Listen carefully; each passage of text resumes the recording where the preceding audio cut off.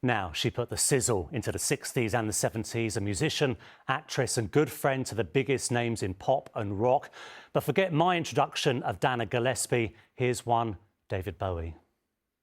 This is another friend of mine who lives in London this time. She's a very excellent songwriter.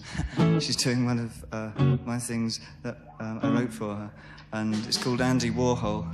And this is Miss Dana Gillespie.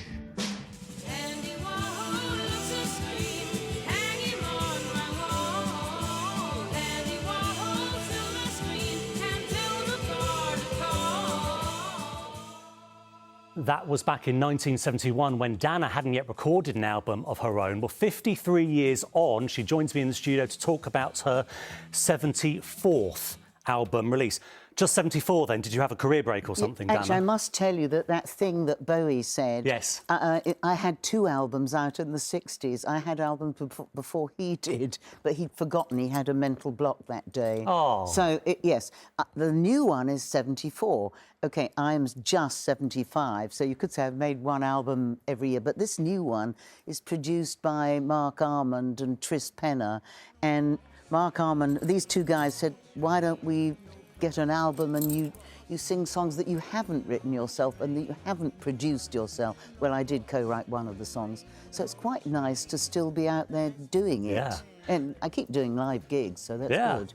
Well, we're just playing a cover there of, is it a Morrissey song? I Spent the Day in Bed. I mean, to me, that sounds like an ode to self-care. Is that why you did it? Well, actually, it was Tris Penner who found this song for me. And it's quite good. I don't mind spending the odd day in bed. I don't often get a chance to, but it's got a really good chorus called Stop Watching the News. I mean, I know we're on a news programme. Please. Stop watching the news because the news contrives to frighten you.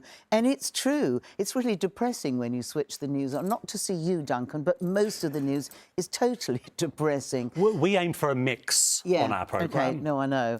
So it's just, for me, it's a big honour to do an album. You know, I'm known as a blues singer, and I can do blues until I drop down dead and croak. But this kind of music, which are songs that other people have written, I mean, I do a Bowie song, a Dylan song. In fact, men that I've known in my life have come out, I've got their songs on the album. Should we have a look at some of the men that have been in your life? We've got some snaps from your album. I mean, there's Bob Dylan. I mean, we'll go through them all. I was but I mean, 60, I was about 2 weeks into my 16th birthday. Elton and I used to do, when he was still Reg, we used to do all these weird cover songs. Oh, God, there's me and Art Garfunkel. Well, he and I were in a film called Bad Timing. I had a bed scene with him, actually. It was very unexciting. Mick Jagger, well, I ran the Mustique Blues Festival for 20 years, so then he got up and sang there. So I can actually say I've produced a couple of tracks with Mick as the singer. You've got a lot of bragging rights. Take us back to David Bowie then. How did you meet him? It was in Soho, wasn't it? Well, yeah, those are the days when Soho was actually fun and safe too, you know. I mean, it was very red light district as well, but there was a great club there called the Marquee Club, and I used to go from the age of 13 to see all the bands playing, and there was David. He was still David Jones and the Manish Boys, it was called then, and I was 14, and he came and I was brushing my hair at the back of the room, and he came and took the brush out of my hair and whispered sweet nothings into my ear. Actually, he said, can I come home with you tonight?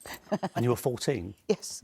OK, well, we'll skate on from that. No, it was different time, right? At my parents' house. I introduced him to my parents the next day. Yes, different times, very different times, actually.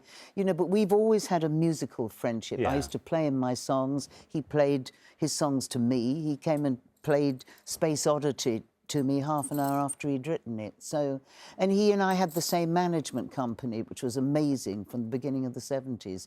And he wrote Andy Warhol for me. He sang on my version, and I reciprocated by singing on the Ziggy Stardust album. Just briefly, did you inspire each other? Did it work both ways? No, I don't think I inspired him. We were just mates. And it's strange enough, he didn't really inspire me either. We were mates, but we did... Musically, I mean, inspiration. We both took our inspirations from different things, but we had the same manager, so we were quite close at that time. Dana, I could listen to your stories all night, but anyway, but your music is out in the next couple of weeks. Yes. Lots of luck with it. Thank you very much for coming in. Thank you. Thank you, Dana.